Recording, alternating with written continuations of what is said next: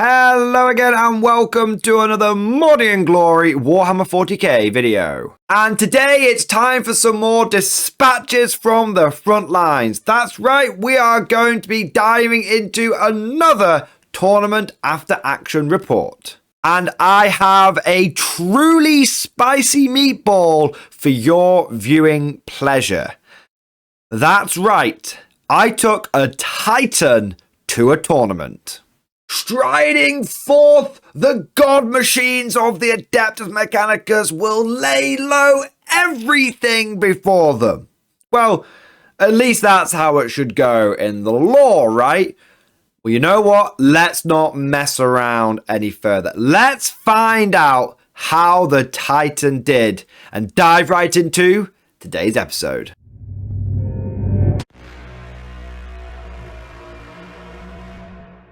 As is tradition, I'd like to start this video off by saying a few thank yous. I want to say a big thank you to Just Play Games, which was the venue that hosted the tournament. If you have watched a few of my after action reports now, you will be familiar with the name Just Play. I have been going to a lot of their tournaments, and it's because they're just really good.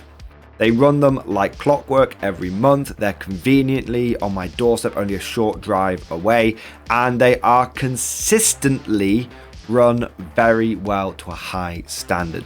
The round timings are on point, the organization is clear from start to finish, and they have a well-stocked cafe so you can constantly be fueling the engine with lots of drinks and snacks. On top of that, if you do well or you need to treat yourself after a bad tournament, shall we say, they've got a fully stocked store with a generous discount on many different game systems. They cover Age of Sigmar, Warhammer 40k, they've got loads of Star Wars Legion, loads and loads of games, so I can't recommend them enough. I love going to their tournaments, and hopefully I will continue to go to them in the future. So a massive thank you to Just Play Game and Isaac, who was the TO for the day. I also want to say a big thank you to all of my opponents. We had Alex, Darren, and Matt. All of them were a treat to play against. I did not have a bad game or a bad moment throughout the entire day, and that was down to the people I was playing against. So big thank you to all of those boys. And last but certainly not least, I want to make a personal thank you to a select group of the channel members. You see, I did not buy this Titan. This Titan was gifted to me by some absolute Giga Chads, some titans, if you will, of the Mordy and Glory community. I want to say a big thank you to Akushareka, Campbell, Cosmic Drew, Charles B, Rosten, Jordan Freeman, L11 TriStar, Lord Prayer, It's Me Marco, and Revenga. They pooled their resources together and they purchased a legit Forge World Titan. We have the certificate and everything, and not only that, they got it commission painted by Parabellum Painting Services, and I'll make sure there's a link to Parabellum down in the description. They've got loads of pictures of the Titan on their website if you want to see some cool up close ones, and Parabellum did an amazing job on this miniature. It's by far the best painted model in my collection. The amount of detail that has gone into it, from just matching the color scheme to the display base being covered in dead time on those Tower of my Nemesis. So a huge thank you to all of the boys that came together to make this happen, and also to Parabellum for doing an amazing job on the color scheme. Thank you to every single one of you, from the bottom of my heart. And with all of that said, now let's get into the video proper, and we'll start off with a look at the list. As always, there will be a separate video covering the list I'm about to go through in minute detail. Every last bit of war gear and equipment, all of the thoughts, tactics and strategies going into it. And I'll make sure that a link to that list is down in the description below, or it's at the end of this video. So if you want to know exactly what's in the list, please go and check that out. But I'll give you a brief summary now. Of course, we had the Titan. Now, we had a Warhound Titan, which is actually the only one that you can fit in a 2,000 point competitive list.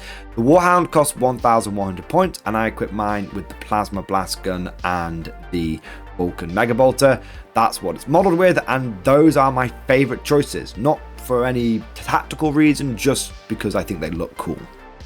I then supported the Titan with lots of infantry. It's a good unit, it's got decent firepower, but it needs every turn to be able to get the job done, so I need to help screen out. So I took 2 units of Catachans with Strachan, and then 3 units of Deathcore of Krieg with Deathcore Marshals. That gave me 5 units of infantry, 100 warm bodies on the table, which can do lots of screening, lots of objective play. The reason the screening is so important is the Titan, whilst it's got 40 wounds and a 2-up save, its 5+ invulnerable save can only be used against ranged weapons. So the moment anything remotely close combat gets into it, it starts getting torn to pieces quite quickly. So I needed the infantry to screen for it. But I also wanted to be able to do, it's not just about firepower, it's not just about screening, it's not just about prime objectives, we've also got secondary objectives. So I also took 2 Cyclops demolition vehicles. These are great units at 25 points each. I've got a video, it's either out already or it will be coming out, covering these guys in detail. Right now, an S tier unit for the guard, 25 points, all of your secondary scoring needs. And that really covers the list. So we had the Titan, supported by 100 infantry, 4 officers, and 2 Cyclops demolition vehicles.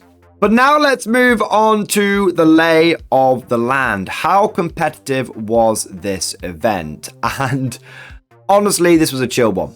So this was the last tournament that I went to in 2023. It was in the middle of December, like a week before Christmas. And most people had the same attitude going to it. In fact, it was really nice. Rather than just sort of dismissing this as, oh, it was a fun event and people were just bringing chill stuff, I want to just delve into this just for a minute, because it was a totally different vibe. Most tournaments that I go to, even the casual ones, are pretty cutthroat. People turn up with their army, and whilst their army might not be the most meta thing that they've got, they have taken that list and you can see the combos, you can see what they're trying to do with it, and they're taking efficient choices. Just like an example, let's say intercessors aren't very good and infiltrators are good. Well, you go to even a casual tournament, people are taking the infiltrators over the intercessors, that kind of thing. Like, it's not necessarily that they're taking the most competitive they can do, but they know what is good, they know which factions are good, and they're turning up with the best thing that they can turn up with. This time, I would say out of the 20 players that were there, it was pretty much a maxed out RTT. Out of the 20 players that were there, 15 of them had turned up with just the wackiest stuff. You had people turning up with 6 Demon Princes of Tzeentch. 3 on foot, 3 with wings. I don't know if they're any good, but the guy, I think, went 0 and 3. He might have gone 1 and 2 at the end of the event. Had people turning up with mass Lord of Skulls, Squigoths, all sorts of crazy stuff. And so it was really nice just to go to an event, and for myself to have gone there with this, I'm taking a Titan, and yeah, I've tried to make it work, but I've taken a Titan at the end of the day. It's woefully inefficient. And looking around the room and seeing nearly every other person there with just crazy, wacky, end of year fun, no pressure, no F's given. I mean, one of the other members of the Morning Glory community was there, Matt, also known as the Rockin' Gamers Online. He turned up with Necrons, and he had like double Tesseract Vault or something insane. It might have been 1 Tesseract Vault and a Monolith, and he ended up getting the wooden spoon. And he said the Tesseract Vault did more damage when it exploded than when it actually did direct damage to his opponents. But it didn't matter. Like, that was the vibe that everyone was going for. People brought their biggest, showpieciest models that they had, and they just had a blast pushing them around the table and doing cool stuff with them. So the lay of the land, the overall vibe was, it wasn't competitive. The list that people were bringing weren't competitive, but interestingly, that kind of balanced the playing field because everyone brought just fun stuff. It made for possibly the most enjoyable event I've been to all year, and that includes the fact that I took pure infantry a few months ago. So that's a bold statement to make, right? It's a bold statement. It was nice, and in a funny sort of way, it kind of gave me a glimpse into another way of playing tournaments, you know, another way of doing these kind of events. You don't have to go cutthroat every time. And it'd be great. I'm actually, in a funny sort of way, I'm really looking forward to next year's Christmas event, because I'm hoping that it'll be a similar vibe then as well. So the vibe was very chill. In terms of the format of the event, it was a 1-day, 3-round RTT. And it was 2,000 points, and the last thing to mention is there were 3 hours per round. That includes deployment time, and the terrain was competitive but not cutthroat. I quite like the Just Play terrain. I've mentioned this a few times. It might need a little bit of an updating. They've had it a few years now, so it's getting a little bit rough around the edges, but it still performs its function. They make sure there's enough landslide blocking ruins in everyone's deployment zones so that you can't get alpha striked, and they make sure there's at least one big, couple of big bits of landslide blocking in the middle of the board, and then they kind of have the flanks open. They're not completely open, they're still forest, so you get the benefit of cover, but it means that you can't get alpha strike. If you move out, you can go down the flanks, which might be a bit risky, or you'll be able to cover more objectives, or you can focus on the middle, which is safer, but then you're only covering one objective. It means that players have to make choices. It means that shooting is important, but combat has routes to get to the enemy. And with all of that covered off, we now need to get to the real reason why you're all here. Let's get into the games. And it only seems natural that we should start with game number 1. In my first pairing, I went up against Alex with his orcs. The mission was supply drop. The deployment was Dawn of War. And the twist, the mission rule, was Chilling Reign. Speaking of deployment, I put 2 units of Deathcore Krieg on my right flank. I had the Katachans and the Titan bang in the center, and then I had 1 more unit of Deathcore Krieg on my left flank.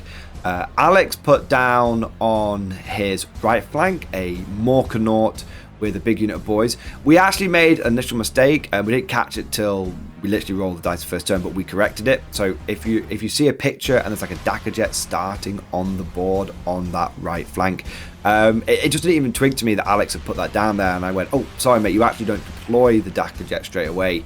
That goes into reserve. But he had deployed the Dakka jet to support the Orc boys. So I said to him, hey, do you want to move something else over there? Maybe your big stompy Morkanaut, move that over there if you want to use that firepower to support. And he went, yes, that would be very appreciated, thank you. So a little bit of, if you see there's like a bit of a discrepancy between the pictures, that's what caused that there. So in the end, we had the boys with the Morkanaut on the right flank. We had all of the characters and battle wagon that was in the center, and then on the left flank we had another unit of boys in a truck, and that really and the Squidcog boys were over on the left flank as well. But in a funny sort of way, none of the mission rules or deployment or what was in the list really matters. You might think that's a bit strange because more it's a tournament, we need to know this kind of stuff. Well, the thing is, and the most important thing really, was Alex, my opponent, was a young adult. He was, I think, about 12, 13 years old, and it was his first tournament, and he'd come along with his dad. And this is not to take anything away from Alex, let's be clear. He actually played really well, and for such a young opponent, he was on top of his rules. He knew all of his stat lines, he knew all of his stratagems. It was actually a really fun game. But it would have been entirely possible for me to play this completely cutthroat, and I've played against orcs a lot, and my list in a funny sort of way was actually kind of designed to counter his list. I've got all the screening, those orcs come boiling out, they hit an initial screen, and then they just die. And so I didn't want to do that, because this is his first game at a tournament. It would have just been the worst kind of experience that a young, impressionable person like that could have had. So I decided, and I did get the dice first turn. I at first looked at my army and I said I could literally just stay back, blast away the Titan turn 1. I know what Alex is going to do. He's going to come charging at me, and then I'm just probably going to table him turn 2, turn 3. That's probably what could have happened. But I decided that was not the right thing to do. I decided that I've got a Titan, and I want to make this game fun and exciting, and I want to make it like memorable. I want to make it a cool experience. And so, despite the fact it being possibly the least sound tactical maneuver, upon sight of the enemy, I advance, sir. That's my style, sir. And so everything I had just moved forward. I was like, I'm gonna fix. I was like, fix bayonets, men, equip bayonets. We shall take the greenskin method on. I got into kind of the role-playing vibe with it. Alex loved it. He was getting into being an orc and all that kind of stuff. And so we had a really, really fun game. But it definitely was not a competitive game. But I'll still take you through what happened. So first turn, everything moves forward. Everything moves forward. We go into the middle. We take the orc head on like any good good general should. I mean, the tactical imperialis. It says I should say the infantry imperial instruments uplifting primer says that the orcs are weak, that their muscles are not as dense as ours. So the best way to deal with them is in close combat. When they swing their choppers at us, we shall catch their wrists and twist the chopper out of their hand, as the uplifting primer says. So I move forward on the right flank with my 2 Krieg blobs. I move forward with my Catachans in the center, and I move forward on the left flank with another Krieg blob. And my Titan starts, striding forward, making horn noise, all this kind of stuff. So the shooting, I'm actually able to whittle down his big 20-man orc boy blob that's on the right flank. And I'm able to whittle that down to about 10. And then I'm able to take out all of his squig riders with the Titan. And that's my turn 1. Turn 2, turn 1 for the orcs. And Alex gets off a charge on the flank with the Morkanor and the remaining orc boys. They move forward, they charge, and they obliterate one of my 20-man squads. They completely obliterate it. But not the other 20-man squad. In the middle, I lose one of my 20-man Catachan units, but not the second one being led by Strachan. And then on the left, I'm pretty safe. No real casualties. No real casualties there. The single Krieg blob just taking that ground. The orc boys come forward and they in their truck, but that's it. Moving on to turn 2. My remaining Krieg blob on the flank, facing down the Morkanor and the orc boys, I give them the order to fix bayonets. I give them the order to fix bayonets. It's definitely not the right call, but I give them the order to fix bayonets. And between their shooting, they're able to shooting and charging, they're able to kill the remaining orc boys from that sort of 10-man squad, which is cool. You drive them, men, drive them. In response, in Alex's turn 2, he counter-charges with his Morkanor, and there's like 10 orc boys inside. But he actually doesn't do so well on his attacks, and I'm actually able to live with about half of the Kriegsmen left in that squad, which is pretty good. In the middle, my Catachans, led by Strachan, set up a sterling resistance, and they flame and then charge, and they're able to kill one of the, I think it's like the regular beast boss, not the one that's on the big Squigosaur, but the one that's on like a regular squig, as it were. So they charge in and they kill him. Fix bayonets! Come on, lads! Let's give him what for? Strachan goes in. I'll do everything myself, and he hacks them down. So that's pretty good. But they're still facing down like 2 beast bosses and Gazgul, so they're not long for this world. And then on the left, I'm able to blow open the truck.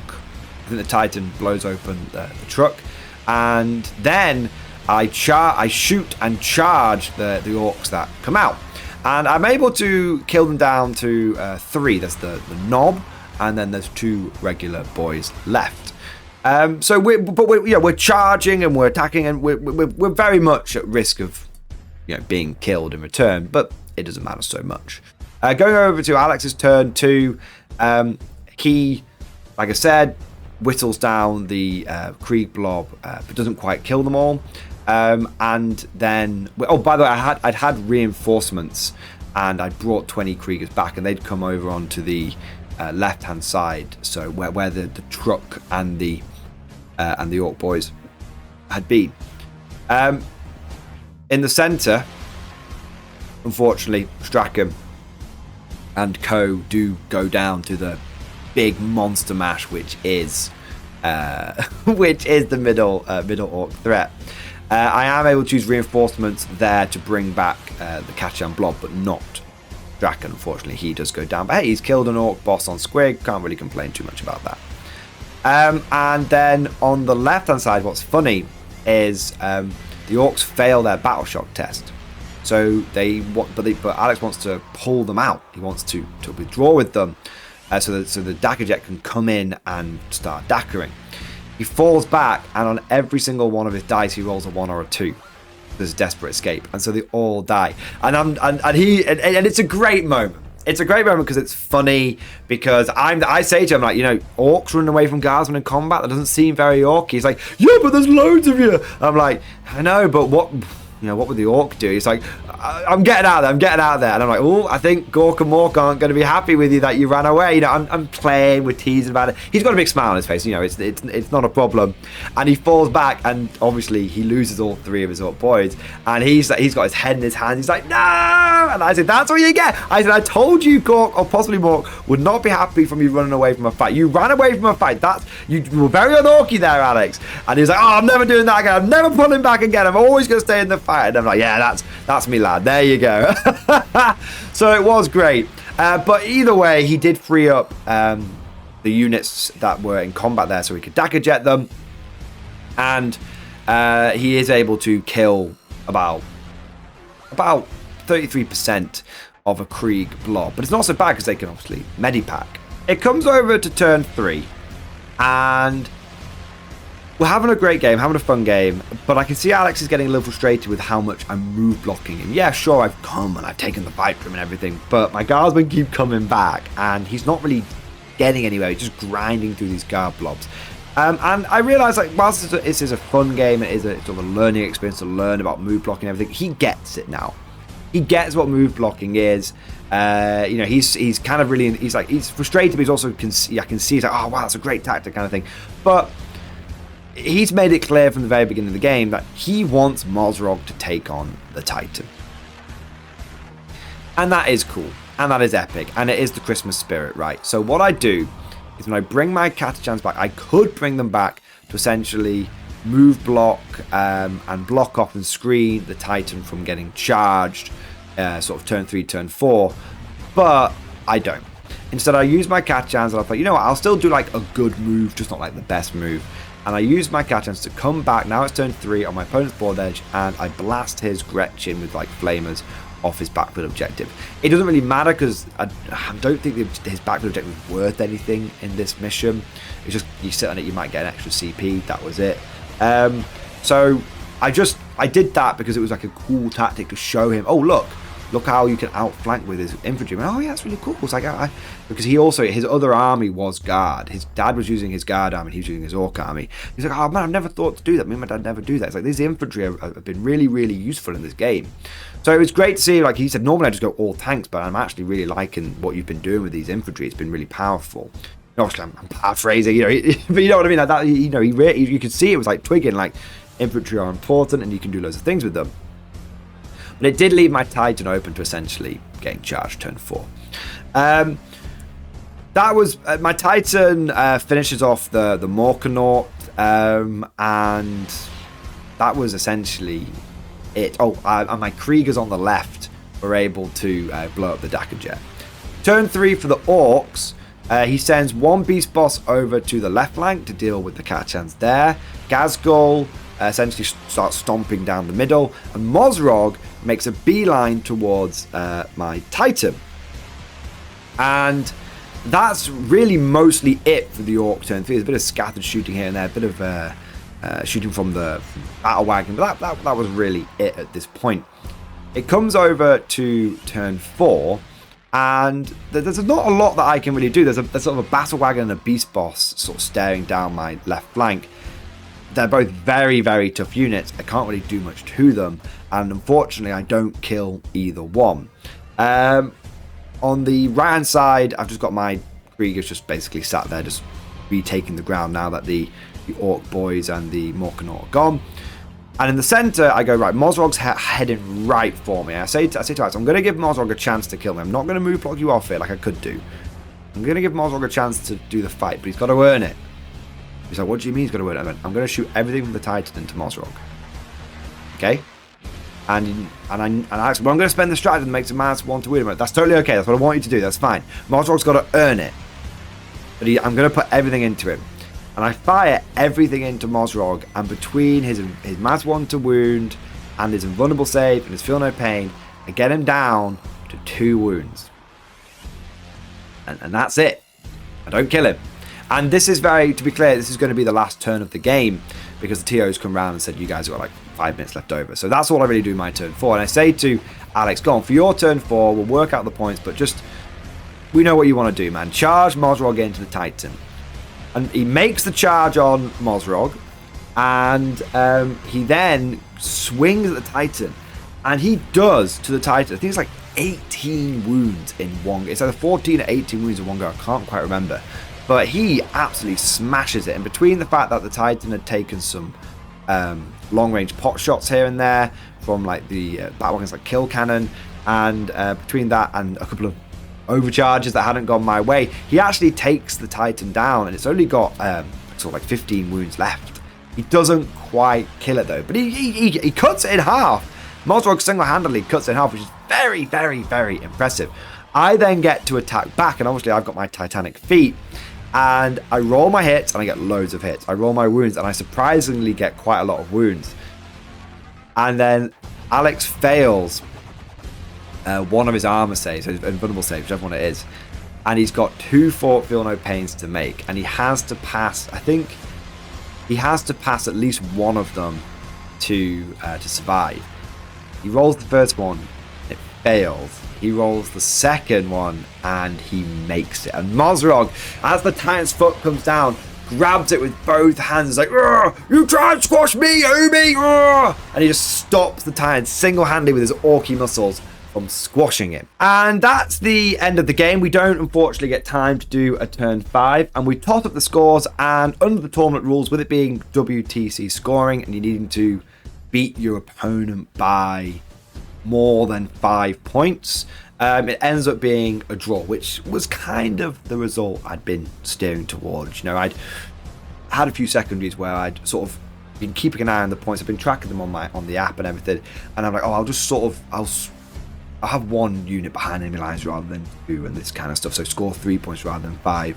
And you know, I'd been helping out. It's like, oh, don't forget, if you move a unit here, you'll get some more points there. So I'd kind of steered the game in this direction. Unfortunately, it had worked out as a draw, which is awesome.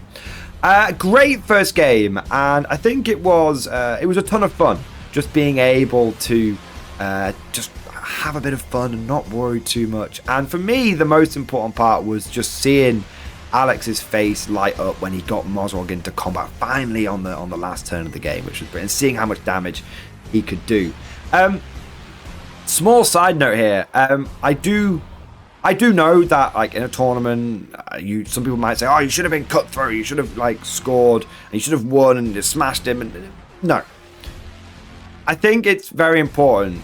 It's an important point that needs to be made. I just want to spend just sort of 30 seconds to a minute making it. If you find yourself in a similar position where you are facing off against a younger, less experienced opponent, it is important, as you being the more experienced veteran, as it were, to act as a custodian of the hobby. You have to think about the fact that the person on the side of the table is going to be quite impressionable, and you are kind of responsible for the amount of fun that they're going to have. And so it doesn't mean you have to throw the game at all, but using it as an opportunity to create a truly epic awesome, fun experience that they're going to be thinking about and talking about, on the car ride home. They're going to be chatting away to their dad. They're like, oh, Dad, this happened, this happened. That's the most important thing, because that's how we nurture the community. That's how we encourage new people into the hobby, and that's how we create the most memorable gaming experiences. And so I've played enough tournament games now where I get absolutely nothing from going 100-0 and smashing, a 12, 14-year-old kid. There's nothing there. Doing that is just stroking the most fragile of egos, and my ego is strong enough to not need that. For me, my number one goal from that, forget the mission, forget the score, forget anything like that, my number one goal from that game is to make sure that my opponent had a good time. And as far as I'm concerned, mission accomplished. But with all of that said, now let's get into game number 2. And we've had one match against Orcs, yes. But what about second game versus Orcs? Because you guessed it, I went up against Orcs again, this time commanded by Darren. Now, Darren's actually a good mate of mine. We have been playing 40k, not against each other, but side by side, as it were. We've seen each other across the tournament hall for a little bit, and we actually have a mutual friend called Lewis, and we've been at his house where games have been played as well. But we've never actually managed to synchronize and cross the beams and get a game against each other yet. But so this was actually quite a special game because it was the first time that we were finally going to get to play against each other. Now, Darren actually has a Instagram, and he has a lot of really cool pictures of his orcs on there, and he often actually wins best painted at Just Play and other events because of how stunning a lot of his conversions and his paint job is. So I will do my very, very best to make sure that there is a link down in the description below to Darren's Instagram, and I highly encourage all of you to go and check it out if you're looking for lots of cool pictures of orc paint jobs and kit bashes. As for the mission, we were playing Vital Ground on Sweeping Engagement Deployment with Sweep and Clear as the mission rule. In his list, Darren was running a unit of knobs with a war boss in a truck. He then had 3 units of Beast Snagger boys with Beast bosses in 3 more trucks. There was a mech workshop, and there was a big Squiggoth. No word of like, there was a genuine, I think it was actually a converted Squiggoth from a plastic child's toy, which is hilarious. But there was a Squiggoth, so Squiggoth is a tie-in, that should be pretty cool. And there was also a unit of Burner Boys, and there was a big unit of Squig Hog Riders led by a Beast boss on regular Squig, and then there was the big boss on the Squig. I think it was Mozrog again. So it was a very different list to what I'd faced last time. It was more trucks, more speed, more violence, more momentum. For deployment, I mixed things up from last game. I actually had my Katachans on the right-hand side this time, and I had most of my Deathcore in the center and on the left, with the Titan once again going in a more central position, and the Cyclopses going into reserve. The Orc deployment consisted of a unit of Storm Boys and the Knobs in truck with Warboss and another truck on the right-hand flank.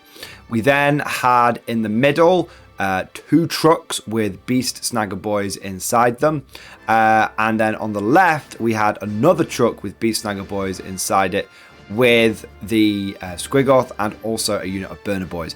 And the Squig Riders and the Beast Boss, they kind of went in a middle position, but with good options to be able to move left, right, or straight down the center, depending on where they needed to be. We roll for first turn, and amazingly, I get turn 1 again, which is very unusual for me. Normally when I go to tournaments, I just presume I'm going to go second.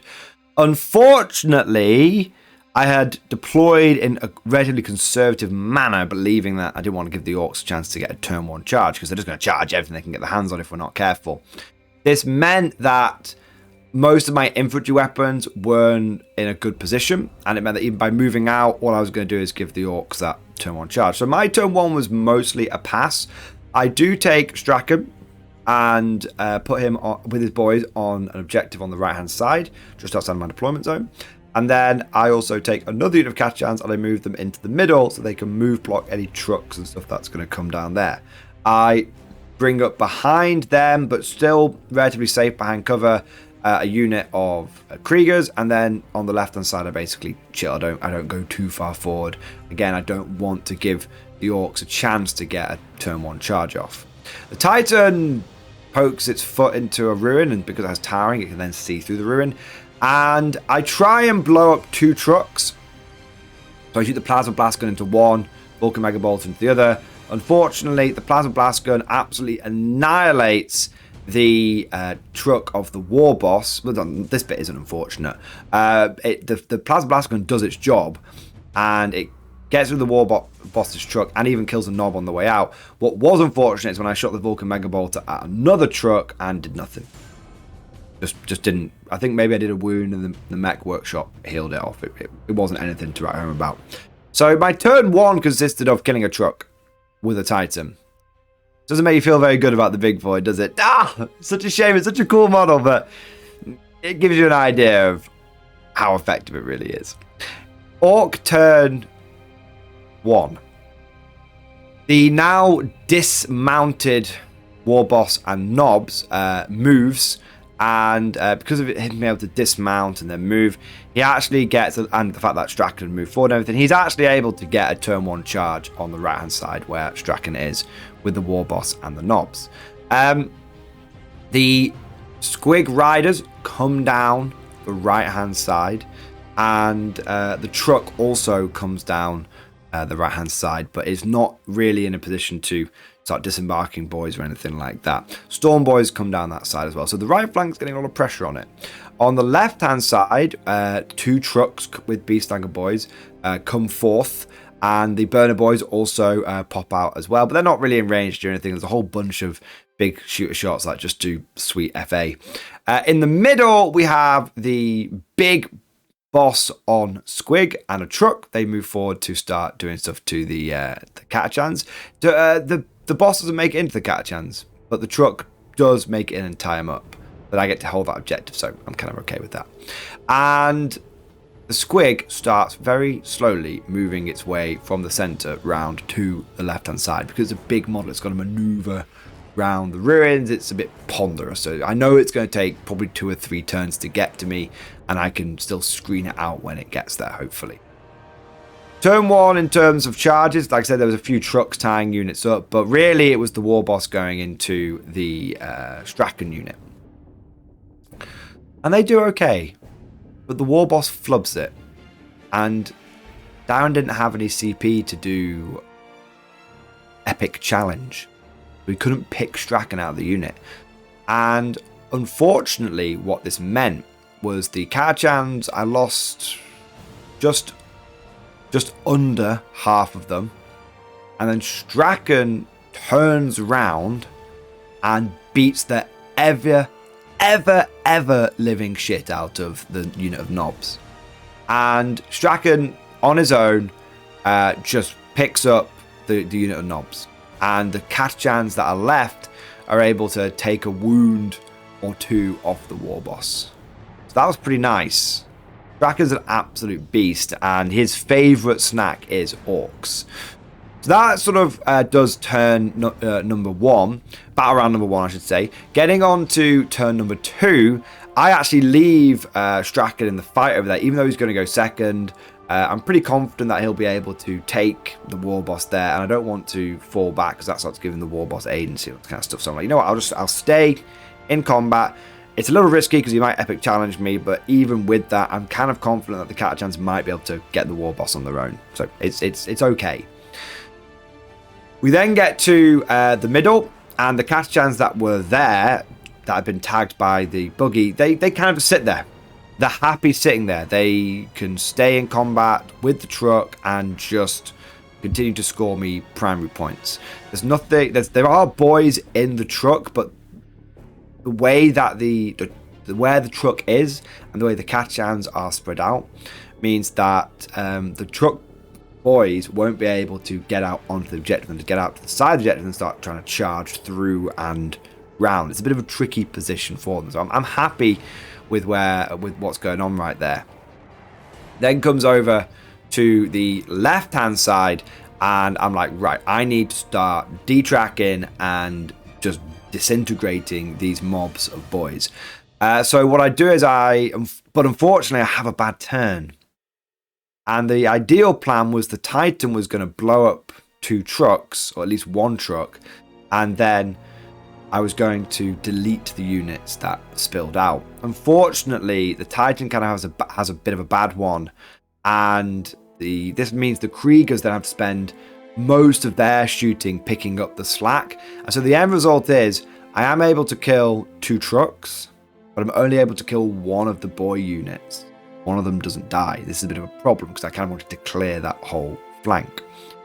Going over to Orc turn 2, and the boys that survived getting blown out of the truck but not really getting damaged, they are then joined by the 10 orcs that are still in their truck that are in the middle with the Catachans, and Down is very clever, just jumps them out and says, I'm just not going to go near the Catachans, it's fine. And what I'm going to do is I'm going to clear away all of the infantry, because I brought out 40 Deathcore of Krieg. I'm going to clear all of that, and that'll give me a straight shot to the Titan by turn 3, which was nasty, not what we wanted to deal with. So the Orc turn 2 essentially consists of these 20 Beast Snagger boys with a Beast Boss each going to town on my Kriegers, and they are able to destroy 1 blob and reduce another one down to being almost combat ineffective. I am able to use reinforcements on the 1 blob that is destroyed. On the right hand side where Strachan is, Darren doesn't have the CP for Epic Challenge. He uses it elsewhere, or he saves it. He wants it for something else, I believe. Either way, he doesn't use it. His war boss does go first as the defender. He does clear out some of the boys, but then Strachan gets him. That sort of happens in my turn 2. So so that happened in my turn 2. So then in the Orc turn 2, what happens is the Storm Boys come flying in, and I overwatch them. And because I've got Catachans with Flamers, I kill most Storm Boys. When they then charge in, they don't do all that much damage, and Strachan kills them again. So apologies, that was a little confused. Essentially, the overall scenario situation in turn 2 was Strachan and the boys kill the War Boss after the War Boss did a bit of damage to them. And then the Storm Boys came flying in, they got overwatched, and then they died when they charged in because Strachan killed them. So Strachan, to his name at this point, basically in the battle, turn 2, has got an Orc War Boss, 4 knobs, and basically a unit of Storm Boys to his name, which is not too bad for old Strachan. And he got a Beast Boss on Squig in the first game as well. So he's racking up them kills, the Strachan kill count, man. In the middle, the Catachan truck dance of just sitting on the objective, just tagging each other up, continues. And then on the left, the Orcs lose their trucks, but many of their boys survive, and they come in and clear away a lot of the Krieg screen. That's a summary of turn 2. I know it was a little bit disjointed. I apologize for that. Going over to turn 3, I desperately use reinforcements to reform the line. We take them head on, reform the line. And I move my Titan back in such a way where I can then screen with the reinforcing Kriegers, using the ruins to my advantage. I can see the Squig boys are coming round the flank. I'm like, I can't have the Squig boys get into my Titan. So the Titan puts everything into Squig boys and deletes nearly all of them. But the Beast Boss and 1 more survives. That's still enough to take a chunk out of my Titan. But never fear, because once again, Strachan is here. Strachan moves out with him and like 3 or 4 survivors, move out from behind that room where they've basically slaughtered all the Orcs. Strachan levels his plasma pistol, takes the last wound off the remaining Squig boy, charges in to the now lone Squig boss, and tears him limb from limb. He's an absolute beast. 6 attacks, 4 rerolls because he charged, 4 rerolls to hit, 4 rerolls to wound, AP -3, lethal hits. Squig Boy doesn't have a chance. Doesn't have a chance. Well, the Squig boss doesn't have a chance. So that was really, really cool. And then but then going over to the Orc turn 3, my desperately reformed line gets just obliterated. The Squigoths in there just doing all sorts of crazy stuff. Like they just get obliterated. And now the way is somewhat open to the Titan. But I'm able to use some reinforcements and some scraplets of Krieg infantry that are left on that side to take out the Burner Boys and take that objective. And this means that the only unit that Darren has left on the left-hand side that can contest the objective, take it off me and fight that back is a Squigoth. So he has to make a difficult choice. Does he go after the Titan, which is frankly worth no points, or does he go back towards the objective that's on his side of the board on the left-hand side and start trying to mess up my Kriegers and defeat me over there? It's not an epic decision, but it is the right one. He goes back and basically over the course of turn 3, turn 4, we only get to turn 4 in this game as well, Squigoth and the Kriegers basically just get into a brawl where Squigoth's stomping on me, but I'm able to use enough objective controls to basically stop Dan from getting that objective. Every time that he starts clearing through them, the reinforcements start coming back on that side, because the right-hand side is basically cleared now at this point. We get to the end of turn 4, and what's essentially happening at this point is Straken's reinforcements, Straken's unit dies, Straken lives. They're able to, the Titan with its moves is able to move away from anything that's chasing it. I'm able to reform, using the Captains of the middle, reform to create a defensive line, so that the Titan basically never really gets touched. Now, there's one time when I think a lone beast boss got in there and did like 8 wounds to it, but then the Titan just stands on him and kills him. And then so the right hand side is secured early on. The Titan's over there running away from the Orcs that are trying to chase it. They never really get close to it. Constantly using reinforcements to basically tie up the Squigoth, using what scraplets of infantry I've got left over, and one case of reinforcements to keep reforming the screening line on the Titan. And by the time we get to the end of turn 4, there is basically no Orcs left on the table. There is just the Squigoth, and that's it. And a few scattered Orc units here and there. And so by the time the dust has settled, we get to a fairly decisive victory for the Guard.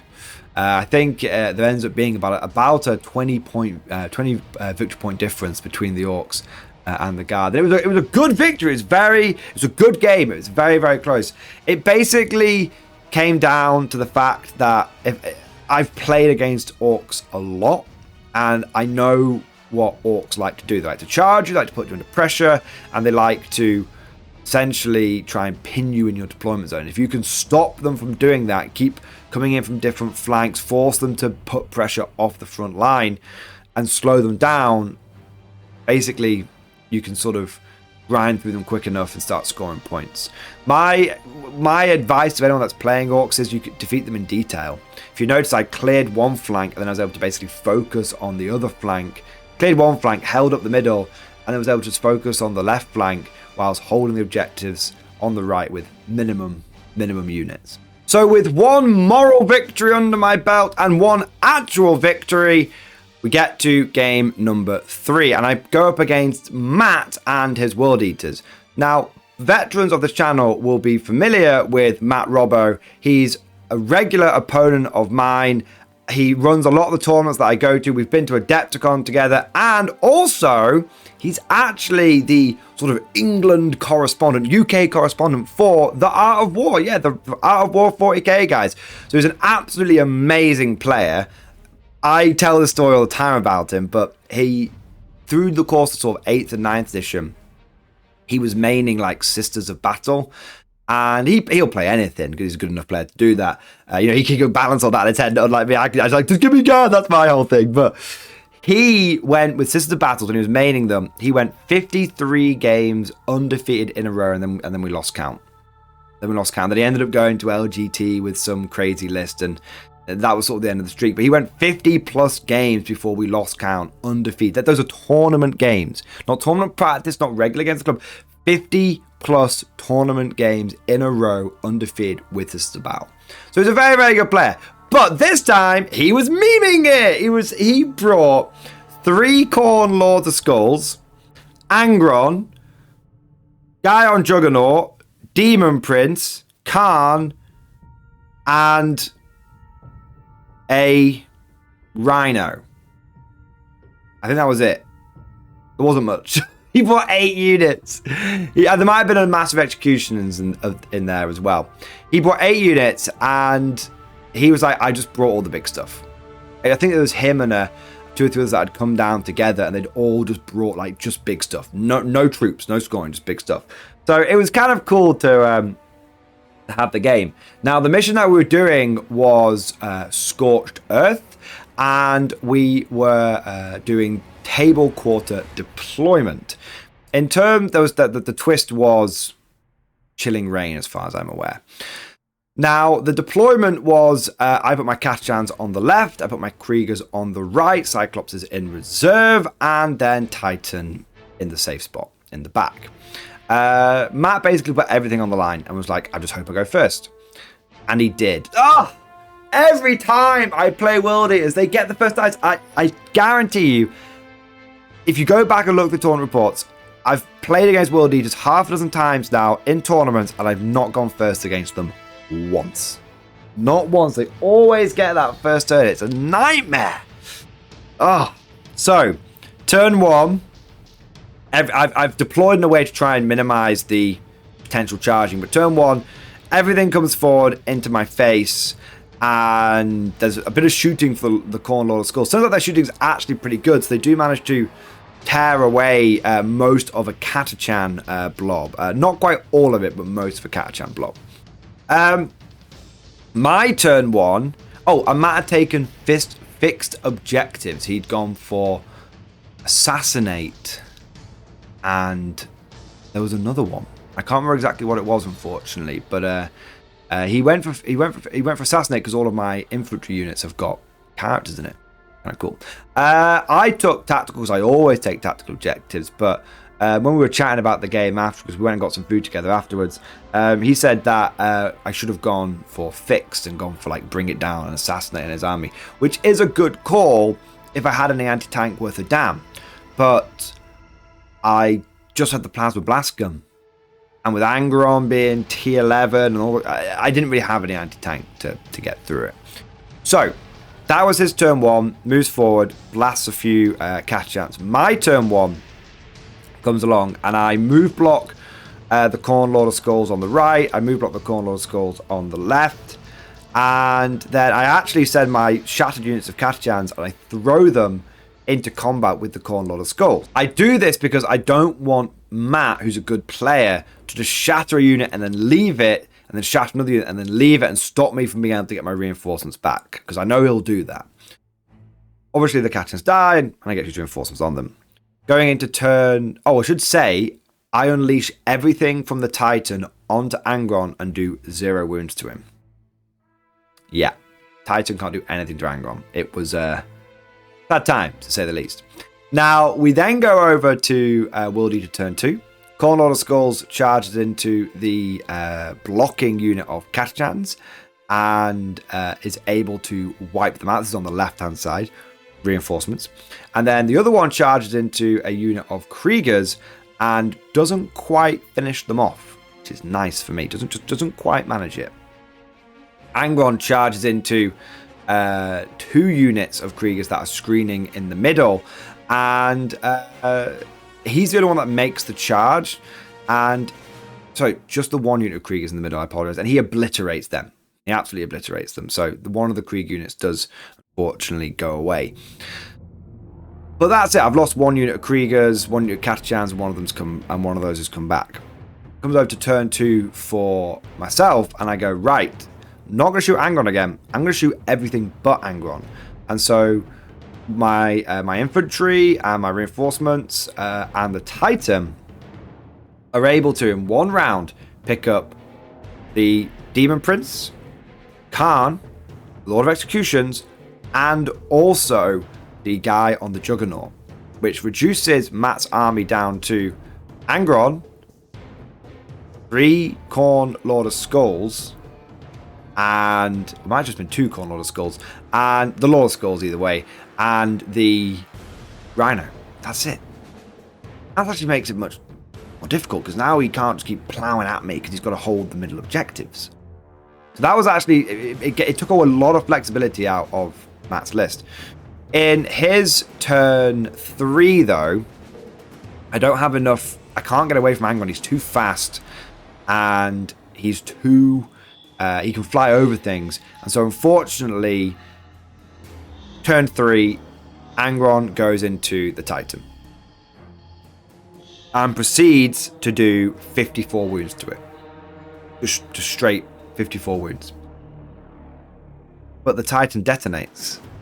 I roll a 6 explosion, and then it's like 2d6 deadly demise, and the only unit that's in range is Angron. And I get double 6. And so, and Angron has, I don't think he's got like a feel no pain. He might have like a 5 up or like a 6 up. He doesn't have a great feel no pain. And so he doesn't make many of these saves. And so Angron gets basically reduced down to a handful of wounds, like maybe less than about half wounds. It comes over to guard. So in death, the Titan Prince is just like, we shall send the demon back into the abyss with us. Just like smashes the overload button and it engulfs Angron in a raging fireball of nuclear energy explosion blast. You guys get it. You guys get it. It did more damage to Angron when it exploded than when it tried to shoot him. Comes over to turn 3 for the guard. I'm like, right, there's a real opportunity here.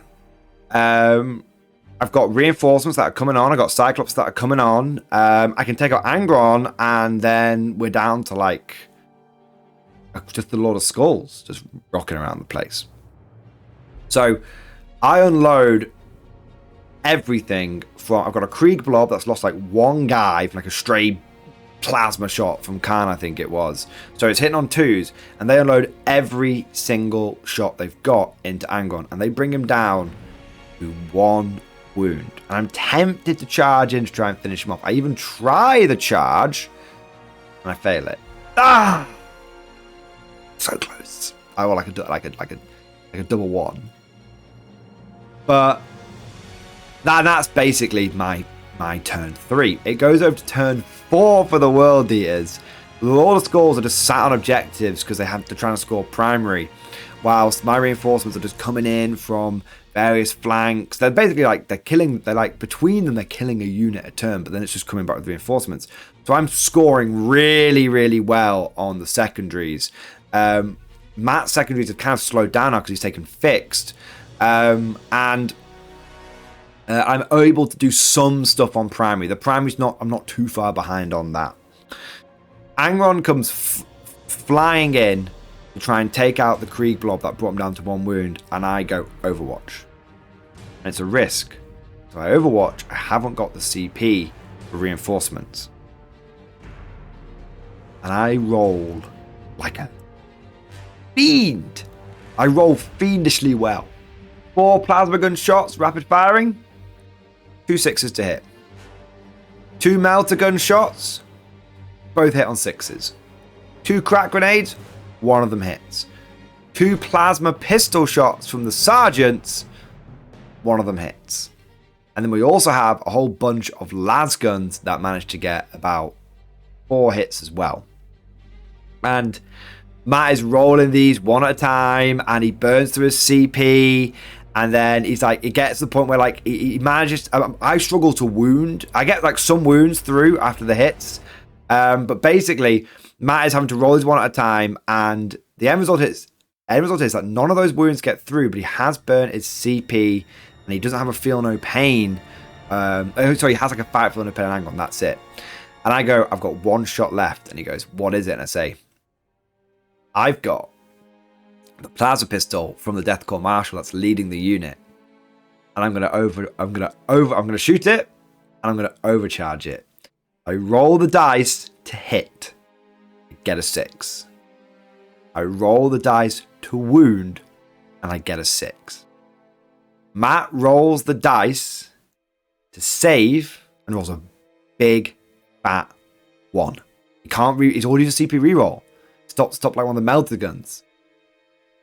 He has like 2 5-up feel no pains to pass. It might be even like 4 up, I'm not sure. He's got 2 feel no pains, passes 1, and he fails the second one, and Angron goes down! He goes down! I love the imagery of the Deathcore Marshal, just old school duelist pose, just unholstering his plasma pistol, closing sort of one eye, aiming sideways duelist pose down the sight of the plasma pistol, and as Angron comes leaning in like head first, like to eat him in one go, he just, without flinching, just waits for that great maw to open up, holds the trigger down the plasma pistol, releases it at the perfect time, and an incandescent bolt of plasmatic energy, blessed and guided by the Emperor itself, goes through the gaping maw and just blows the brains out of the back of Angron's skull. And as the demon falls to the ground, it evaporates in red mist. Yeah, it was pretty cool. So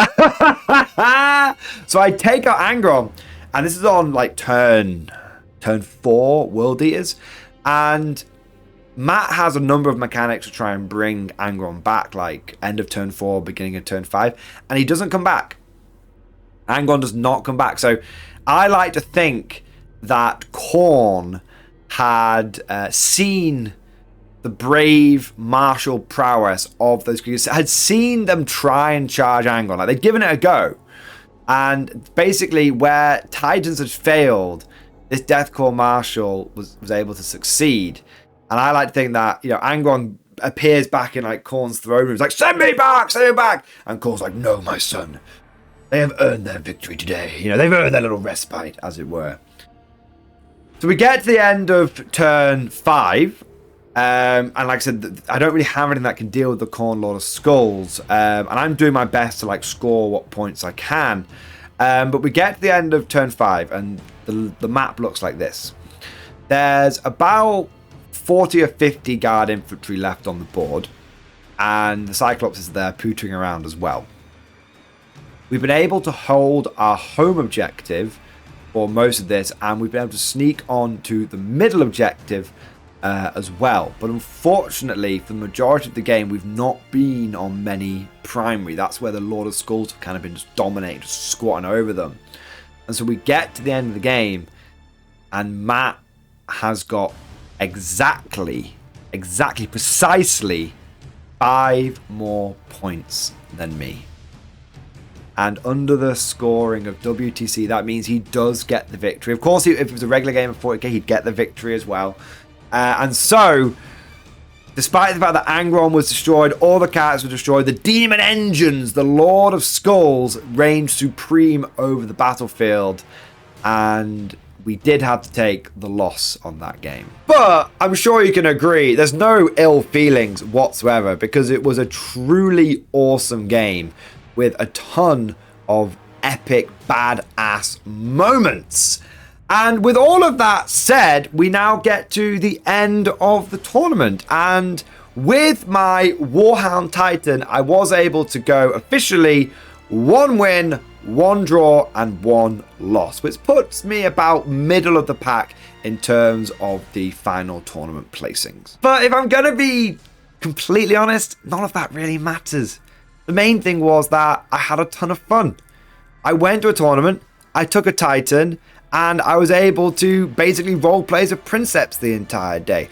All speed ahead, release the plasma blast gun, all that kind of stuff. It was just the most fun I've had in an event in a long time. And in many ways, it was the culmination of the meme list spree that we have been on. This was the ultimate meme list, and it was a great note to end the year on. And on that note, we're going to bring this tournament report to a close. I hope you guys enjoyed it. Let me know what you think down in the comment section below.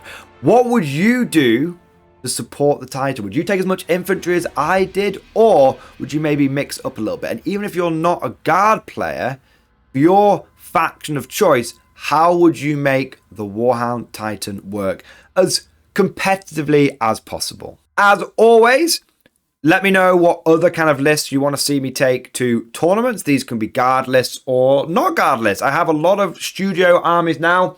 I've got a huge Tyranid Swarm. I've got Tau. I've got G-Tilical. I've got Black Templars. And of course, I've got an absolute buttload of guards. So let me know what you want to see at the next After Action report. Would you like to know more?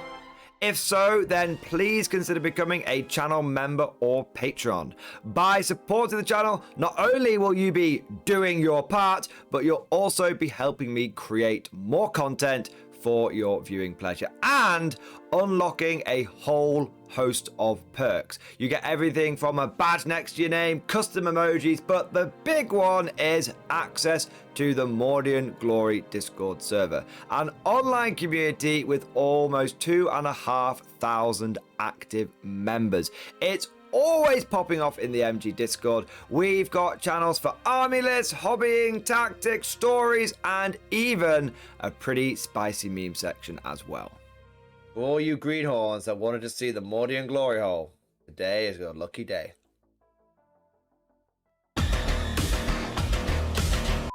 And joking aside, I do want to say a massive thank you to all of the current channel members and patrons. You guys are amazing. Truly the lifeblood of the channel. I could not do Mordian Glory full-time without the incredible and generous support of my members. So thank you guys so much. And last but certainly not least, I want to say a personal thank you to all of my top tier Patreons. These are the War Masters, and they have truly gone above and beyond the call of duty. So a big shout out to Bon Vert, Mad Larkin, Marcus Roberts, Mark Panconi, RJ Scorpion, Swordfish Trombone, John Stubbs, Nick Walsh, Diesel Fox, and August Varney.